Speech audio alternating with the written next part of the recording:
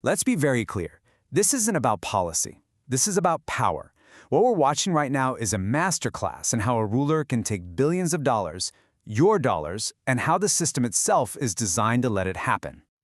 $10 billion. Just let that number sink in. That's what's at the very heart of all this. And no, it's not some corporate fine or a foreign loan. This is a direct claim on the U.S. Treasury. And this is where it gets completely unprecedented. The president, Donald Trump, is actually suing his own government. He's suing the Treasury Department and the IRS for $10 billion of your money. So that brings us to the one question that matters more than any other.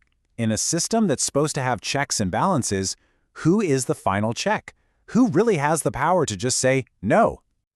Well, that exact question was put to Treasury Secretary Scott Bessent during a Senate hearing. And his answer? It was a shield he used over and over again. It's not my decision. He says the decision belongs to the Department of Justice.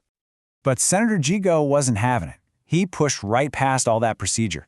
The questioning got brutally simple, just cutting straight through that bureaucratic shield. What happens when the order actually comes down? And the answer from Scott Bessent? It was immediate, unconditional. Just one word, yes. That's it. Pure obedience. Okay, and this is the moment the stakes just explode. It's no longer about process. It's about personal judgment. It's about complicity. The question becomes, if you think the order is fundamentally wrong, what do you do then? The answer is exactly the same. Yes. And that right there, that's the core of the whole issue. Judgment has been completely removed from the equation. The process is now automatic. If the Department of Justice says pay, the paymaster pays, no questions asked. This lays bare the fundamental conflict of interest right out in the open. You see, Treasury Secretary Scott Bessent claims he works for the American people, but he can be fired by the president, the very same person who is demanding $10 billion of their money. But here's the thing. What you're watching isn't some accident or some bureaucratic mess. No, it's choreography.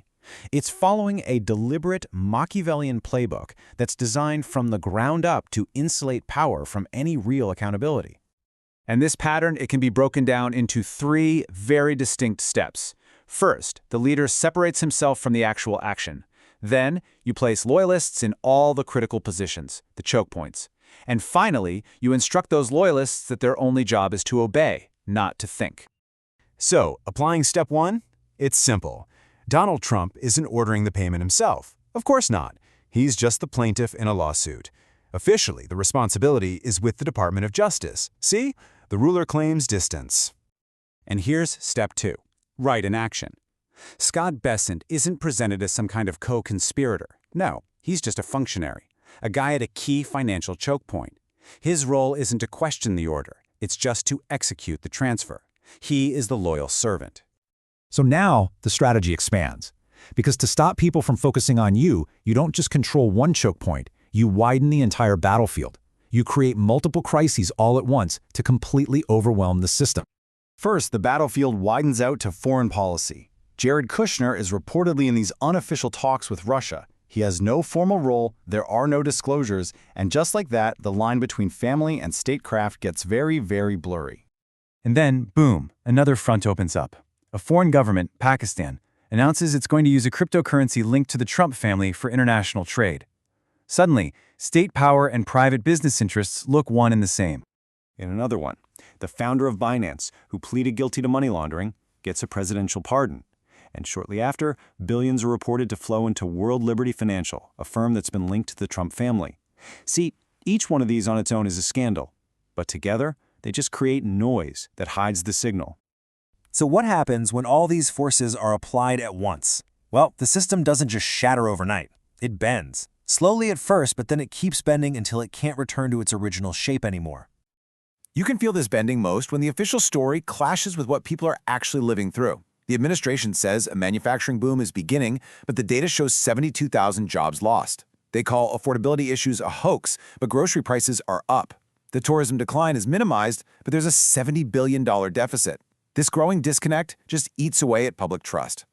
And inside these institutions, a really dangerous psychological shift starts to happen. The most important question for an official is no longer, is this action right?